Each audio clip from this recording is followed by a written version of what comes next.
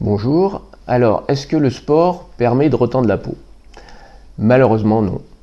On peut se muscler en faisant du sport, on peut devenir très musclé, ce sera toujours très bien de faire du sport pour sa santé en général, mais il n'y a pas de muscle dans la peau. Donc dès lors qu'on a la peau relâchée, parce qu'on a maigri, parce qu'on a vieilli, parce qu'on a eu une grossesse par exemple, la peau du ventre est relâchée, dans toutes ces situations-là, la peau ne peut pas être tendue en faisant du sport parce que la peau ne contient pas de muscles. Donc on se retrouve devant la situation suivante, soit la peau est modérément relâchée, et parfois il vaut mieux ne rien faire, soit la peau est très relâchée, et souvent, à ce moment-là, la seule solution est la chirurgie. La chirurgie, en fait, qui permet simplement d'enlever ces excédents de peau. Alors c'est dans des zones très variables, ça peut être, par exemple, sur le visage, ça s'appelle un lifting, sur les bras, ça s'appelle une brachioplastie, où on va retirer la peau excédentaire.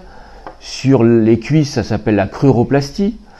On peut aussi enlever de la peau excédentaire sur les fesses, etc., etc. Sur le ventre, évidemment, qui est probablement une des plus fréquentes, qui s'appelle la plastie abdominale ou l'abdominoplastie. Donc on peut enlever de la peau à chaque fois qu'il y en a un excédent, mais bien sûr, une fois qu'on a enlevé cette peau, on va laisser une marque qui est une cicatrice. On ne peut pas enlever de la peau excédentaire sans laisser une cicatrice.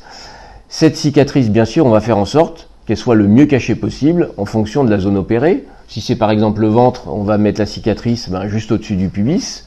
Si c'est au niveau des bras, on va la mettre à l'intérieur des bras pour qu'elle soit moins visible. Si c'est au niveau d'un lifting, on va la mettre autour de l'oreille, etc., etc.